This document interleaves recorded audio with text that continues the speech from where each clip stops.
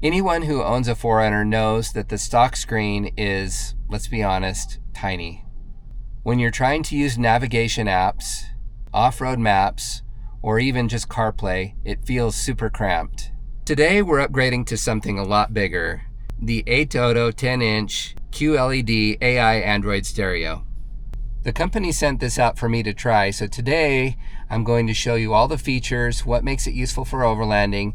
I'll give you some pros and cons, and I'll let you know if this screen makes a big difference and if it's really worth it. One of the biggest benefits as an overlander is being able to access your maps. Being able to see where you're at, being able to pinch and zoom, whether it's Gaia or Onyx Off-Road. For example, here I'm actually able to see my GPX routes that I've loaded. One of the fun things about having a system like this is that if you have Starlink or access to Wi-Fi, you can actually watch movies or play games right on the screen. The 10-inch screen is really nice.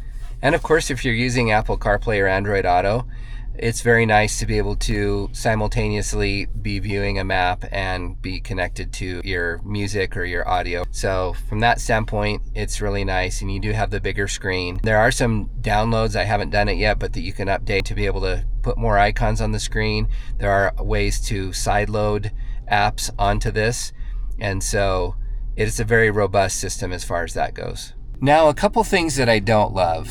The stereo itself does not have any physical buttons, and so that's something that I really miss. I actually use my steering wheel controls right now to adjust the volume, because adjusting the volume any other way is kind of buried in the menu and it's kind of a pain. That's something that takes a little getting used to, and it's not ideal.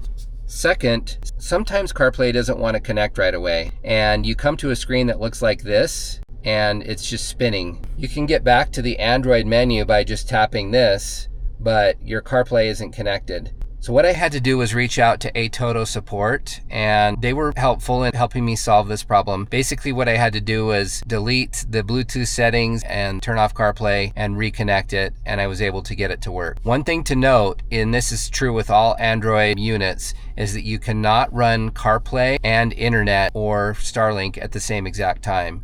So you have to kind of pick and choose. If you're going to be connecting to the internet directly to the unit, then use that. But if you're going to be using CarPlay, you'll need to just be aware that you can't run both at the same time. Okay, so now you're probably wondering, was the upgrade actually worth it?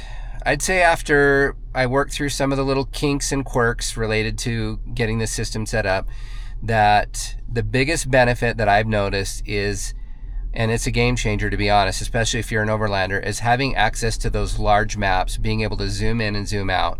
So from that standpoint, I absolutely love it. The screen makes maps and navigation so much easier to use. And the screen is bright, you're able to see it in sunlight. It's pretty snappy, and I think it's been a great upgrade overall.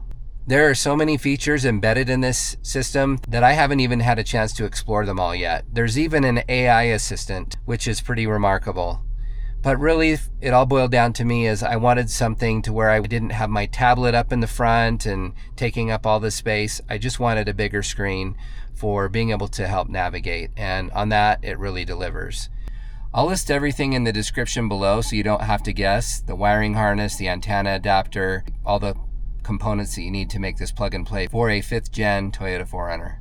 As far as systems go, if you do some research, you'll find that ATOTO is one of the best Android brands out there. They have a lot of good reviews, and I think the upgrade was definitely worth it.